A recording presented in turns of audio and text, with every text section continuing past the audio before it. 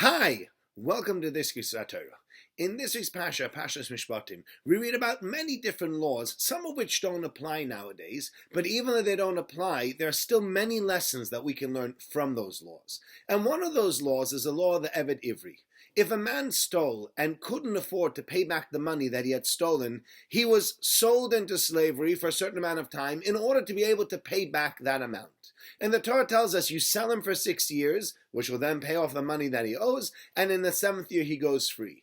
However, if this man decides in the 7th year that he doesn't want to go free, you know what? I like it here. I like my master, I like the bed, I like the work, I like all the people that I hang out with. If he decides he wants to remain, then there is a special halacha, a special rule, a special law that we have for him. We take his ear and we bore a hole into it. And Rashi explains the reason we bore a hole into that ear is because we want to say to that ear, you heard at Har Sinai, at Mount Sinai, Lo Signov, you shouldn't steal. And you also heard at Har Sinai, the halacha that says, Ki libnei Yisrael avodim, you are servants or slaves to God. Why are you choosing somebody else to become your master?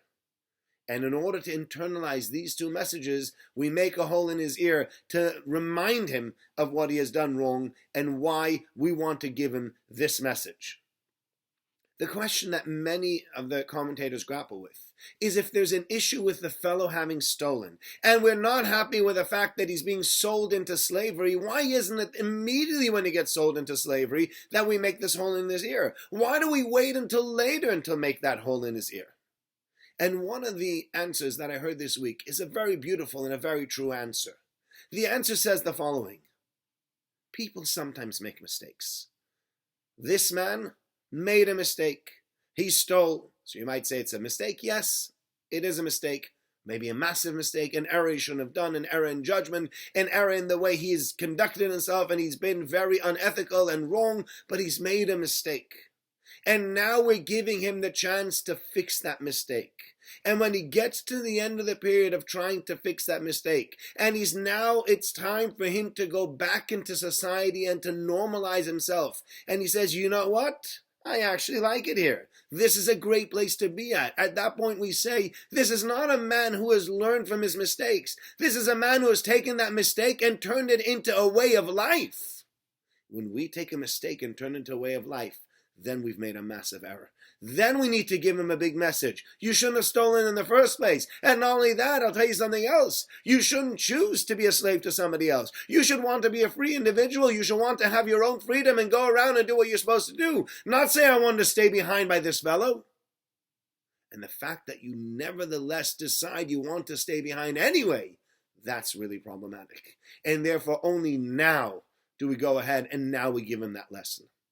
And I think the lesson from this Dvar Torah is so important. We all make mistakes in life. So many of us, probably all of us, have made mistakes in our lives. The question is not, do you make mistakes or do you not make mistakes in your life? Of course you'll make mistakes in your life. The question is what to do after you've made those mistakes. Are you going to cling on to those mistakes and say, no, this is the way I think is correct, and this is what I'm going to do, and I'm not going to change? Or do you realize and step back and say, I've made a mistake, I'm willing to embrace change. I'm willing to say I was wrong and do things differently. So next time you're faced with the question or with the challenge of whether you will own up to your mistakes or whether you will just go ahead and keep on moving on with that mistake, own up. It's so much more of a correct choice.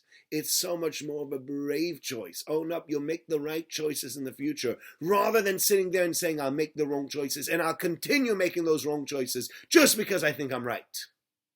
You're not always right. And when you're wrong, admit it and move on. Wishing you all a very good Shabbos.